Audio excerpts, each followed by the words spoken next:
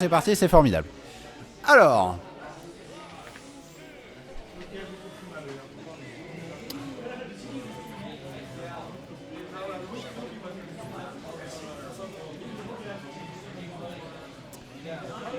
Pour l'instant, effectivement, on est beaucoup dans... on essaye de voir qui va approcher en premier. Là, évidemment, avec sa portée de fou, Corrin a évidemment un avantage non négligeable dans le match-up et surtout que les 10 juin font que ce n'est pas forcément facile pour notre pauvre petite boule rose très flottante qu'on voit depuis mêlée casser des bouches alors que dans 64 c'était pas la même. Bon, bref, c'est pas le problème. Pour l'instant, effectivement, cette boule rose a bien l'avantage. On voit Kayan qui space bien ses attaques, qui reste en dehors de la burst range de Corrin. Évidemment, là, on a cette burst option du pin qui est extrêmement forte, mais le back air de Puff, évidemment, trademark Puff depuis Smash Melee. Le back air qui va tuer quasiment au milieu du terrain. Et premier stock va donc pour Kayan dans cette loser semi. On spam le pin. Hein. C'est peut-être un bon coup, mais il ne faut pas non plus en abuser. Encore une fois, là, le pin... En même temps, c'est extrêmement difficile de répondre au pin. C'est une attaque qui est quasiment instantanée avec une forté de fou. Et surtout qui tape extrêmement fort à la pointe. Et le coup de pied qui a une éjection démesurée. Ce pauvre Puff va manquer de mourir à 90 et à 100% ça va passer. Je maintiens que ce coup est trop fort pour ce que c'est. Hein. Une burst option qui est quasiment impunissable au corps à corps. Je considère que c'est un petit peu abusé de lui donner autant de kill power. Live throw de Puff qui va mener à cette mort instantanée. Net, précis, efficace. Kayan va exécuter cette stock de Daudi, by the way. C'est un peu de souffrance quand même de la part de Corrin. Corrin, un perso qui est assez mal aimé par les joueurs d'Ultimate. Déjà parce que c'est un personnage de Fire Emblem. Et parce qu'elle vient d'un des jeux les plus impopulaires de la série, si ce n'est le plus impopulaire de la série, Fire Emblem Fates. Je n'ai jamais joué à un seul jeu Fire Emblem de ma vie, mais un de mes potes est extrêmement fan de cette série, donc je suis un petit peu au fait de certains faits. Et oh magnifique, neutralaire back air. Le back air qui est extrêmement violent avec une portée de fou et qui est très très safe puisque Corrin s'auto-space. Et là, malheureusement, ça peut très très vite tourner à la défaveur de Puff, puisque même avec 60%, on n'est jamais à l'abri d'une Corrin qui peut te bourrer 3 attaques et te tuer. Et encore une fois, par contre, on n'est jamais en tranquillité contre Puff, puisque un petit bridge et ça peut être fini. Là, ça a failli être le cas. Malheureusement, le neutralaire ne passe pas. Et le back air pour clore cette game. Magnifique. Trademark une Greybox. Mais cette fois, Kayan l'utilise à bon escient en prenant 2 stocks de ce set avec ce coup. Comment va répondre notre cher joueur de Corrin? On va partir sur Battlefield. Bon. J'imagine que Puff a dû bannir les terrains à plafond bas comme Yoshi Story puisque ce serait du suicide. Alors on va partir sur ce qu'il y a de mieux ensuite pour extendre les combos de Corrin, à savoir Battlefield. Effectivement, la plateforme duo, c'est plutôt pas mauvais pour Corrin qui a tendance à vouloir aimer le juggle, chose que Puff déteste recevoir. Neutralaire forward air et on passe déjà sur un petit 20%. Le pound qui malheureusement va trade, c'est pas bon pour Puff de trade. Le down air qui va malheureusement pas mener à quoi que ce soit puisqu'il va être interrompu avant de pouvoir enchaîner. Ah oui, effectivement, je ne suis pas vraiment régisseur. Oui, effectivement, ce très cher C-Lock est venu update le score. Sinon, on serait resté à 0-0 jusqu'à la fin du set. Alors, le premier up air et le down air qui va pouvoir égaliser à peu près les pourcents. On est plutôt even. Là, nous allons essayer de jouer dans les airs. C'est là où les deux personnages sont extrêmement forts. Attention, là par contre, on peut rapidement avoir une Corrin qui va pin. Et un pin au ledge, croyez-moi, ça fait extrêmement mal. Là, encore une fois, ce pin qui ne va pas passer. Et le back air. Malheureusement, Corrin un petit peu trop bas pour cent. Très bonne tech de la part de Kayan qui serait mort sinon. Malheureusement, la mâchoire ne va pas passer. Mais on ne punira qu'avec un jab. C'est un petit peu dommage. J'aurais préféré voir peut-être... on ne sait pas, peut-être un neutralaire ou un pound, on ne sait pas. Je connais plutôt bien Puff, j'ai tendance à en affronter beaucoup, mais Kayan c'est certainement mieux ce qu'il fait, donc Est-ce que le jab était... Et le neutral air qui va tuer. Évidemment, le neutral air de Puff qui est extrêmement violent en early.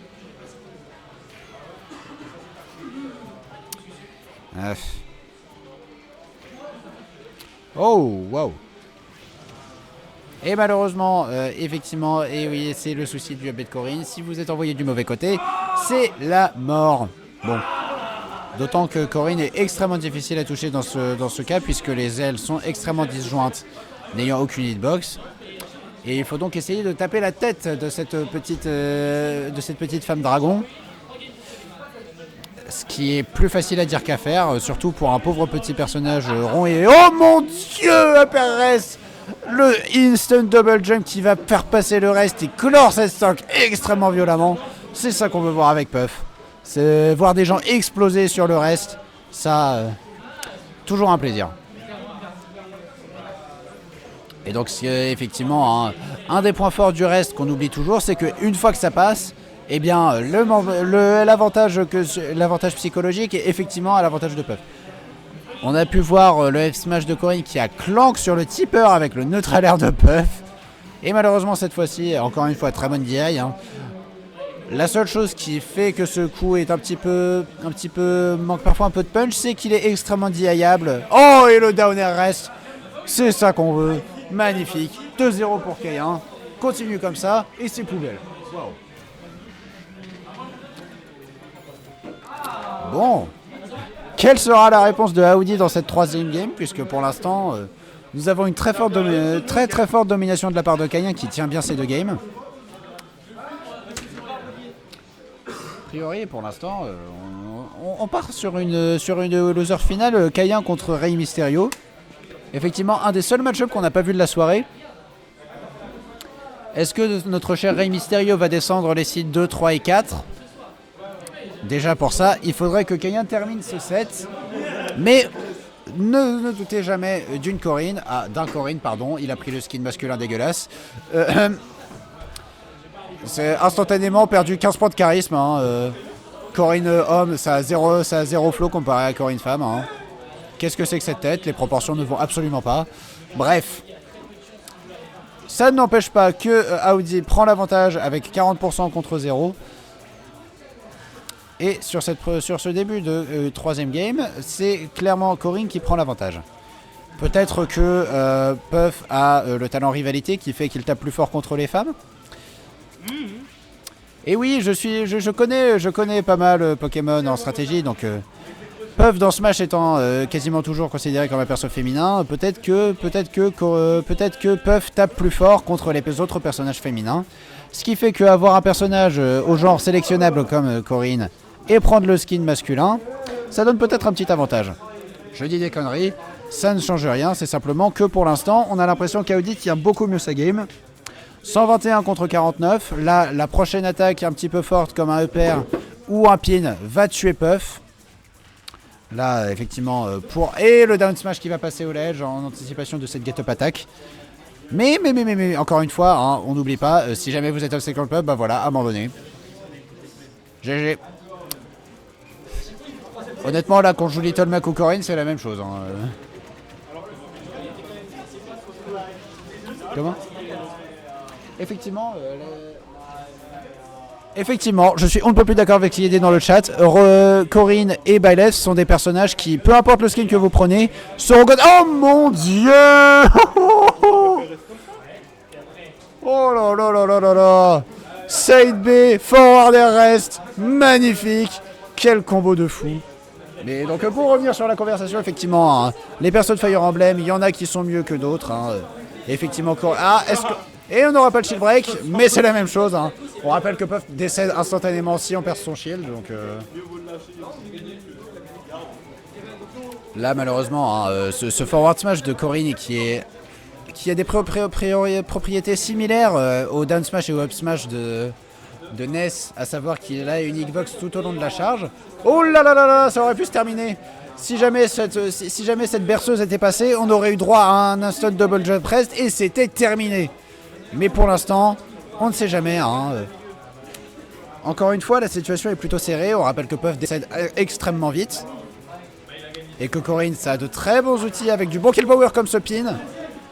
Et le back air qui va clore cette game à 88%. C'est peut-être le début d'un comeback de la part d'Audi. Est-ce qu'on va voir un reverse 3-0? On ne sait pas. Mais pour l'instant, game 3 pour Audi.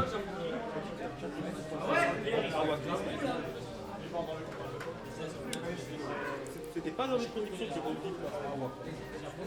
pas dans les prédictions, mais c'était pas dans les prédictions que Rey Mysterio soit en winner final. Aussi.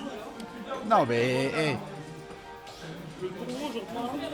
C'est assez fou ce tournoi effectivement. Ce Down Path édition 9 a révélé énormément de surprises. On a eu des favoris, enfin des plus ou moins favoris comme Kirbo qui était 6-6 qui sont sortis aux entrées du top 8. Alors que Rey Mysterio Seed 11 est actuellement au moins troisième du tournoi en étant l'auteur final et en ayant descendu les seeds 2 et 3. Donc pour l'instant le seul qui est vraiment tenu son seed c'est Pew et potentiellement Kayan qui donc désormais forcément effectivement Kayan qui était prévu pour finir quatrième. Oh et malheureusement très mauvaise DI, Edgebox DI, hein, c'est classique chez les puffs. Il va donc décéder extrêmement tôt sur ce pair. Et effectivement, là, la situation est très en faveur de Corinne. Peut-être que le skin homme était effectivement la décision à prendre. Pourtant, je sais que Puff n'a pas le talent rivalité. Hein. Il a accès à Joli Sourire, il a accès à Battant. Et c'est quoi le dernier? Je sais plus. Mais en tout cas, ce n'est certainement pas rivalité. Et pourtant, on a l'impression, effectivement, on voit un Kayan qui est un peu en difficulté sur ces deux dernières games.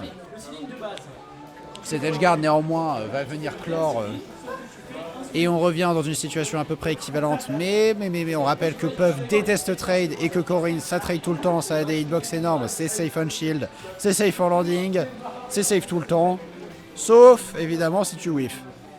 Et encore mais Kirbo il y avait une grosse div de seed, non? Oh là là là là. Et voilà, classique bridge combo de la part de Puff. Je retire ce que j'ai dit tout à l'heure, un Kayan finalement qui tient bien sa game. Le kick du pin qui malheureusement... Oh, on a voulu faire une anticipation bête et méchante. Ah, là par contre ça va... Ah, et ben malheureusement non. Très bonne shield SDI de la part de Kayan. Oui, c'est une mécanique qui existe dans ce jeu. Vraiment, oui. Tout le monde... Et voilà, impeccable. Quel coup de merde. Enfin, c'est pas un coup de merde, au contraire, c'est juste que c'est un coup qui est juste chiant à se prendre. Malheureusement, hein, pour Audi, c'est pas une bonne situation. Comment?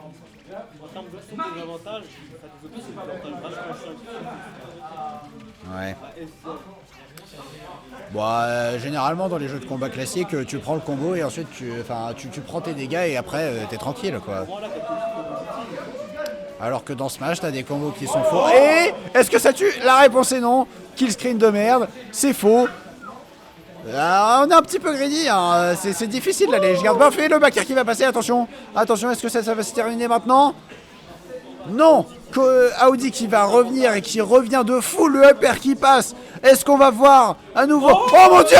Et le miss. Oh mon dieu, Puff qui se retrouve à miss son air dodge off stage. Puff vient de se faire reverser le garde, messieurs dames, c'est fou. Et nous avons donc une game 5 pour cette loser finale. On ne sait jamais, hein. Audi qui lui aussi fait une très bonne perf. Ah, attention, on entend Kayan qui est tilté. Aïe aïe aïe, Kayan qui dit qu'il n'a pas envie de jouer.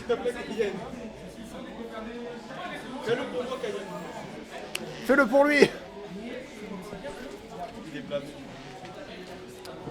Il est blasé de tout.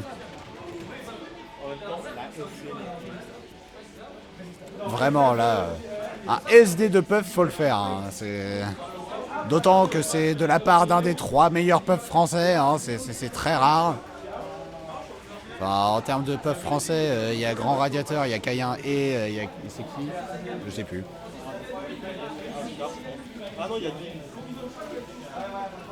Ah, est-ce que je pense que malheureusement c'est terminé pour Corinne? Ouais, effectivement. Hein.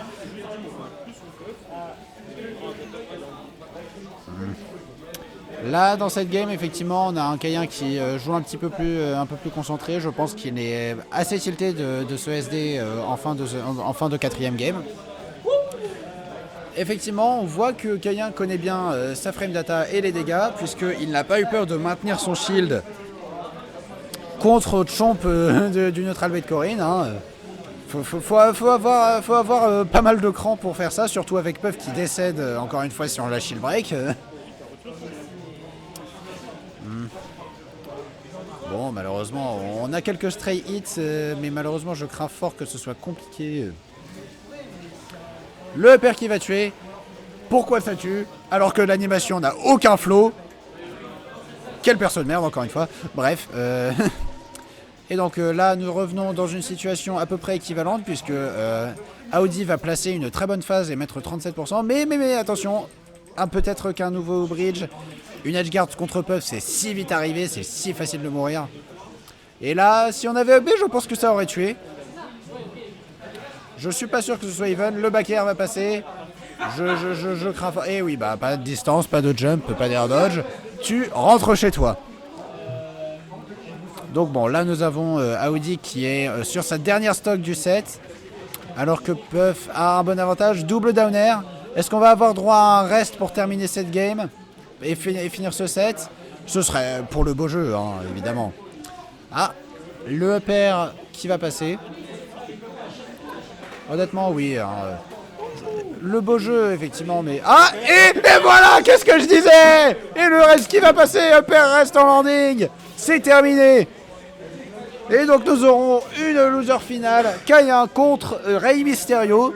Rey Mysterio qui est donc l'un des seuls joueurs que Kayan n'a pas croisé, enfin en tout cas Kayan le seul joueur du top 4 que Rey Mysterio n'avait pas croisé jusque là.